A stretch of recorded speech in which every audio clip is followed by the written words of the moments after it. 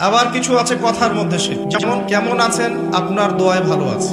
কেমন আছেন, আপনার দোয়ায় ভালো আছে। আপনার মায়ের কি অবস্থা, মায়ের অবস্থা ভালো, ডাক্তারটা সময় মতো না আসলে মাকে বাঁচানো যেত না। যাত্রা কেমন ছিল, জার্নি খুব ভালো ছিল, ড্রাইভার অনেক ভালো ছিল, ড্রাইভারের দক্ষতায় অ্যাক্সিডেন্ট থেকে নিশ্চিত অ্যাক্সিডেন্ট থেকে বেঁচে গেছে।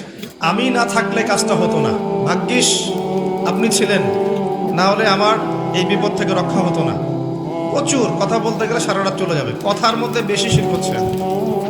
এমনকি অনেক গানের লিরিক্স দেখবেন, তোমাকে ছাড়া বাঁচবো না, তুমি আমার জীবন, তুমি আমার মরণ, এ ধরনের কথা আছে না?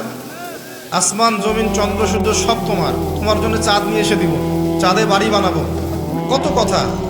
এই শিরিক এবং তাওহীদটাকে শেখেন, শেখার পরে আপনি উপন্যাস পড়বেন, কবিতা পড়বেন, গানের লিরিক্সগুলো পড়বেন, দেখবেন যে শিরিক দিয়ে ভর্তি।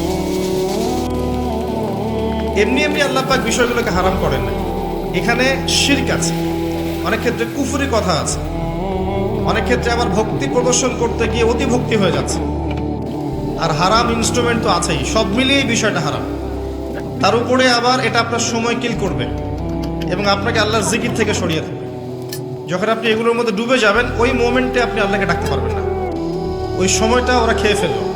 সব মিলিয়ে বিষয়টা হারাম। তো এরকম কথায় অনেক শিরক হয়।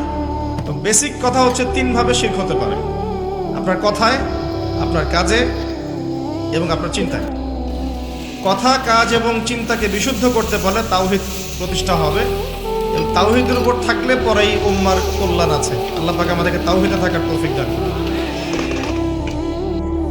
যারা শিরক মুক্ত অবস্থায় কবরে চলে যাবে ইনশাআল্লাহ, তারা উত্তর দিতে পারবে যে রব্বি আল্লাহ, আমার রব হচ্ছেন আল্লাহ।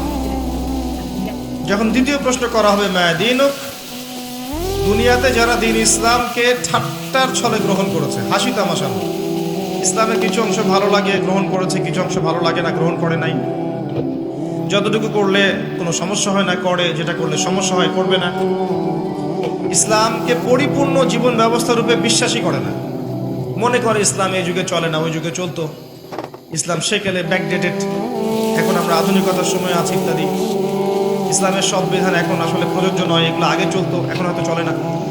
যদি ইসলাম সম্পর্কে এমন ধারণা থাকে মানুষের, সে উত্তর দিতে পারবে না যে মা দীনুক, তোমার দিন কি। যারা পরিপূর্ণরূপে ইসলামকে গ্রহণ করেছে মননে, ইসলাম একমাত্র জীবন ব্যবস্থা যেটা আল্লাহর কাছে গ্রহণীয়, এবং এখানে প্রত্যেকটা বিষয়ের সমাধান আছে। হ্যাঁ, আমি হয়তো আমল করতে পারছি না বা বাস্তবায়ন করতে পারছি না, কিন্তু আছে ইসলামের মধ্যে, এই আকীদা ঠিক আছে।